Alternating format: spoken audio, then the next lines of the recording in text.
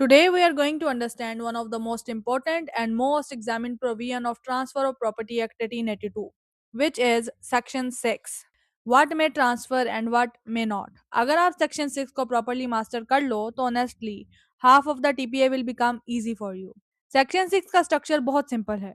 सबसे पहले आता है general rule, which is that property of any kind may be transferred. And after the general rule, law ने कुछ exceptions भी रखी हैं जो Section 6 में clearly listed हैं. Hey there everyone, it's legal exploration. First of all, let's see what the law actually says. So according to the section 6 of TPA 1882, property of any kind may be transferred except as otherwise provided by this act or by any other law for the time being in force. Which means कि हर property transfer की जा सकती है लेकिन law ने कुछ चीज़ों को ट्रांसफर करने से मना किया है, कुछ चीज़ों को ट्रांसफर करने से रोका है और वो सारी चीज़ें are the exceptions enumerated in the section 6. So, what are they? Let's see them one by one. Firstly, under Section 6A, mere possibilities and chances are not transferable. पहले सेक्शन 6A की वर्डिंग देख लेते हैं और फिर इसको understand करते हैं. So, Section 6A says the chance of an heir apparent succeeding to an estate, the chance of a relation obtaining a legacy on the death of a kinsman, or any other mere possibility of a like nature cannot be transferred. So section 6A में सबसे पहली चीज जो prohibit की जा रही है वो है chance of an heir apparent succeeding to an estate.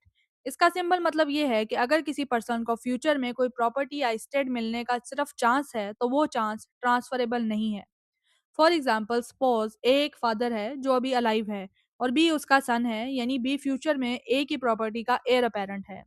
लेकिन जब तक ए अलाइव है बी उस प्रॉपर्टी का ओनर नहीं है. बी के पास सिर्फ एक पॉसिबिलिटी या चांस है कि फ्यूचर में उसे ए की प्रॉपर्टी मिलेगी. लॉ की नज़र में ये एक वेस्टेड या एग्जिस्टिंग राइट नहीं है बल्कि सिर्फ एक चांस और एक्सपेक्टेंसी है. और क्योंकि ये राइट लीगली एग्जिस्ट ही नहीं करता इसीलिए बी अपने इस फ्यूचर चांस को किसी थर्ड पर्सन की फेवर में सेल या ट्रांसफर नहीं कर सकता.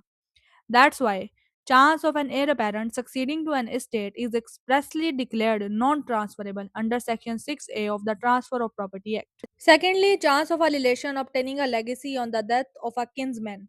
कुछ लोग इस पार्ट को फर्स्ट पार्ट से रिलेट करते हैं और डिफरेंस अंडरस्टैंड नहीं कर पाते. बट यहाँ बात इनहेरिटेंस बाय लॉ की नहीं बल्कि विल या लेगेसी की हो रही है. फॉर एग्जाम्पल ए अपने अंकल बी से ये एक्सपेक्ट कर रहा है कि वो अपनी विल में ए को कुछ देगा, मगर जब तक बी अलाइव है ये मेरे एक पॉसिबिलिटी है, एक चांस है. बी कभी भी अपनी विल चेंज कर सकता है, किसी और को दे सकता है या बिल्कुल नहीं भी दे सकता. इसीलिए ए का कोई इनफोर्सिएबल राइट नहीं बनता. And because no right exist and a mere possibility that it will exist one day, it is not transferable because such type of transaction is void and such chance और mere possibility can not be transferred.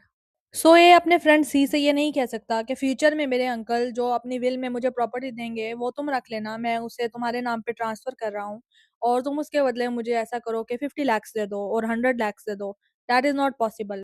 And thirdly, any other possibility of a like nature can not be transferred, which means ये कोई भी ऐसी contingent possibility या mayor expectation जो airship या kinship से directly related ना हो, जैसे कि a chance of winning a lottery या किसी का expectation of a future government appointment, भी ट्रांसफर नहीं हो सकते. ये सब मेयर पॉसिबिलिटीज हैं. That's why they can not be transferred. So section 6A is the exception. It is a proviso to the general rule. Its core idea is that law does not recognize mere possibilities and chances. जब तक कोई चीज सिर्फ an exception, possibility या mere chance है, वो transferable नहीं है. चाहे वो एयरशिप का चांस हो, किनशिप का, फ्यूचर विल हो या लॉटरी या प्राइज बॉन्ड जीतने का चांस हो. As long as it remains a mere possibility और a chance, it can not be transferred. Transfer के लिए उस पॉसिबिलिटी को एक लीगल राइट में कन्वर्ट होना होगा. Moving on, we have the next exception under Section 6B, that a mere right of re-entry for breach of a condition subsequent cannot be transferred to anyone except the owner of the property affected thereby. Which means कि अगर किसी को कोई property किसी condition के साथ दी गई है और वो पर्सन उस कंडीशन को ब्रीच कर देता है तो ओरिजिनल ओनर को उस प्रॉपर्टी को वापस लेने का राइट मिल जाता है. इसे लॉ में राइट ऑफ री एंट्री कहते हैं. Now this right can not be transfer to any third person, क्योंकि ये राइट उसी ओनर के बेनिफिट के लिए एग्जिस्ट करता है जिसने प्रॉपर्टी पर कंडीशन अप्लाई की है. फॉर इंस्टेंस, ए ने अपनी लैंड बी को दी बट अप्लाइड अ कंडीशन कि बी इस पर सिर्फ फार्मिंग करेगा. अगर बी इस कंडीशन को ब्रीच करे और उस लैंड पर कंस्ट्रक्शन स्टार्ट कर दे तो ए को राइट ऑफ री एंट्री मिल जाएगा, विच मीन्स के उसके पास प्रॉपर्टी वापस लेने का राइट आ जाएगा। लेकिन ये राइट ए के अलावा कोई और एक्सरसाइज नहीं कर सकता, because it is a non transferable right and it exist only for the benefit of the owner of the land who applied a condition on it. Next up, section 6c, which says that an easement cannot be transferred apart from the dominant heritage. It means कि अगर किसी property के साथ कोई easement attach है, like right of way, right to draw water, right of light या कोई और यूटिलिटी पैसेज, तो ये easement अपनी डोमिनेंट हेरिटेज यानी the property to which it is attached से अलग सेल या ट्रांसफर नहीं की जा सकती। सपोज ए की लैंड के साथ बी को राइट ऑफ वे दिया गया है, यानी ए ने अपनी लैंड पर बी को ईजमेंट दी है ताकि बी अपनी प्रॉपर्टी तक आसानी से जा सके। ये राइट डायरेक्टली बी की लैंड से लिंक्ड है। हेयर बीज land is the dominant heritage. अब अगर ए अपनी लैंड सी को सेल कर दे तो ईजमेंट ऑटोमेटिकली प्रॉपर्टी के साथ ट्रांसफर हो जाएगी because it is attach to the dominant heritage. But if A wishes के ईजमेंट बी को और प्रॉपर्टी सी को ट्रांसफर कर दे तो लॉ अलो नहीं करता। ईजमेंट का ट्रांसफर सिर्फ डोमिनेंट हेरिटेज के साथ ही पॉसिबल है, not otherwise. Now we come to subsection D, the fourth exception. So section 6d says that an interest in property, the enjoyment of which is restricted personally to the owner, cannot be transferred by him. इसका मतलब ये है कि अगर किसी person को property में सिर्फ एक लिमिटेड इंटरेस्ट दिया गया हो और वो इंटरेस्ट पर्सनल एंजॉयमेंट के लिए रिस्ट्रिक्टेड हो, तो ऐसा इंटरेस्ट किसी और को ट्रांसफर नहीं किया जा सकता। यहाँ ओनर प्रॉपर्टी का नहीं बल्कि उस इंटरेस्ट का ओनर है। फॉर एग्जाम्पल, ए ने अपने घर का एक पोर्शन बी को रेजिडेंस के लिए दे दिया। अब बी उस पोर्शन को रेंट आउट नहीं कर सकता, ना किसी और को ट्रांसफर कर सकता है, क्योंकि बी के पास सिर्फ राइट ऑफ रेजिडेंस है जो प्योरली पर्सनल इंजॉयमेंट के लिए है। जो इंटरेस्ट सिर्फ एक स्पेसिफाइड पर्सन के लिए क्रिएट किया गया हो और जिसको एंजॉय करना एक पर्सनल राइट हो, वो मार्केटेबल प्रॉपर्टी नहीं होती। इसीलिए सेक्शन 6D उस राइट को ट्रांसफर करने से बार करता है।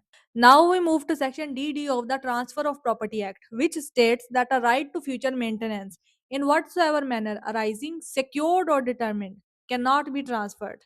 इट सिंपली मीन्स कि अगर किसी पर्सन को मेंटेनेंस फ्यूचर में मिलनी है तो उस फ्यूचर मेंटेनेंस के राइट को वो किसी और को ट्रांसफर नहीं कर सकता, because maintenance is a personal right जो सिर्फ उसी शख्स के लिए होता है जिसकी सपोर्ट के लिए क्रिएट किया जाता है, which can be for one wife और for one parent. For example, अगर हस्बैंड अपने मैरिज सर्टिफिकेट में ये प्रॉमिस करता है कि उसकी वाइफ को फ्यूचर में मेंटेनेंस मिलेगी, तो जब तक वो मेंटेनेंस पेएबल ना हो जाए, वाइफ अपने इस फ्यूचर राइट को किसी और को ट्रांसफर या सेल नहीं कर सकती, क्योंकि फ्यूचर मेंटेनेंस एक पर्सनल राइट है। So under section DD the right of future maintenance is not transferable. Next exception is under section 6E, which says that a mere right to sue cannot be transferred. इसका मतलब ये है कि अगर किसी person के पास सिर्फ इतना ही राइट है कि वो किसी के खिलाफ कोर्ट में कोई क्लेम फाइल कर सके और उस राइट के साथ कोई एग्जिस्टिंग प्रॉपर्टी या वेस्टेड इंटरेस्ट अटैच नहीं हो, तो ऐसा राइट ट्रांसफरेबल नहीं होता। ला इस बात को लो नहीं करता कि मेयर राइट ऑफ लिटिगेशन को किसी थर्ड पर्सन को ट्रांसफर कर दिया जाए, क्योंकि राइट टू सू एक प्योरली पर्सनल राइट होता है और इसे बिजनेस या ट्रेड का सब्जेक्ट नहीं बनाया जा सकता।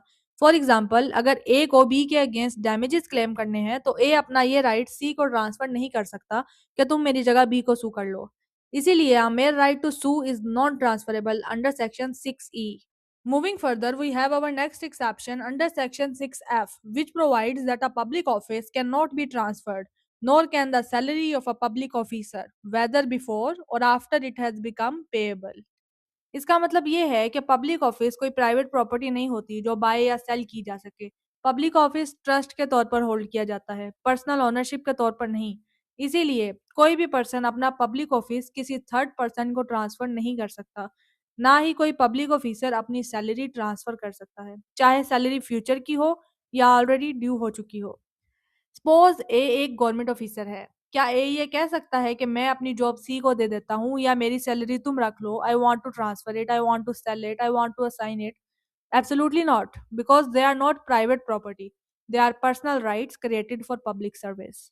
Moving on, the next exception under section 6G, stipends allowed to military, naval or air force and civil pensioners of government and political pensions cannot be transferred.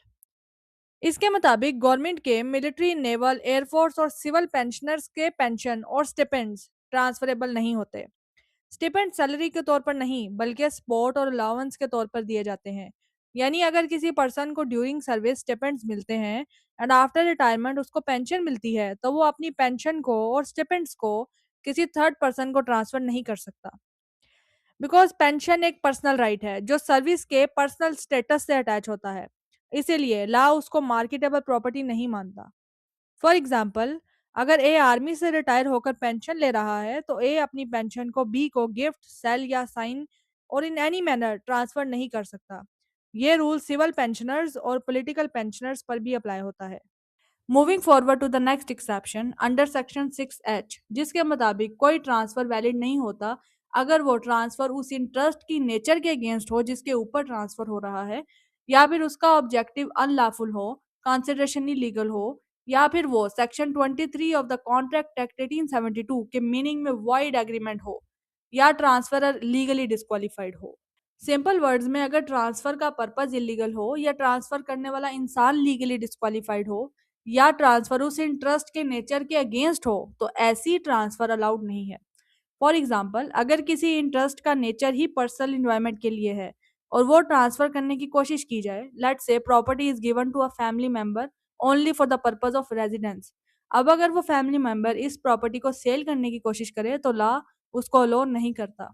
या अगर ट्रांसफर का object illegal gambling, drug business या किसी unlawful act के लिए है, तो transfer void होगा। फर्दरमोर, अगर ट्रांसफरर माइनर, इंसेन या किसी लीगल डिसेबिलिटी का शिकार है, तो भी ट्रांसफर वैलिड नहीं होगा under section 6H। And lastly, section 6I, which says that nothing in this section shall be deemed to authorize a tenant having an untransferable right of occupancy, the farmer of an estate in respect of which default has been made in paying revenue, or the lessee of an estate under the management of a court of wards to assign his interest as such tenant, farmer, or lessee। Meaning thereby कि general rule property of any kind में भी transferred होने के बावजूद भी कुछ special interest को ट्रांसफर करना अलाउड नहीं है, क्योंकि लॉ ने उनको ट्रांसफर करने के लिए बनाया ही नहीं। फर्स्टली, अगर किसी टेनेंट का ऑक्यूपेंसी राइट लीगली ट्रांसफरेबल नहीं है तो फिर वो टेनेंट अपनी ऑक्यूपेंसी राइट को किसी और को सेल या साइन नहीं कर सकता, यानी उसका राइट पर्सनल है और उसको दूसरे को देना, ट्रांसफर करना अलाउड नहीं है, बार है। सेकेंडली, अगर कोई फार्मर किसी एस्टेट का फार्मर इसीलिए बनाया गया है क्योंकि रेवेन्यू यानी टैक्स में उसने डिफॉल्ट किया, तो उस फार्मर का इंटरेस्ट भी ट्रांसफरेबल नहीं है। इसका रीजन ये है कि वो इंटरेस्ट नॉर्मल टेनेंसी नहीं, ये स्पेशल सिचुएशन में बनाया गया राइट है, इसीलिए उसको ट्रांसफर नहीं किया जा सकता।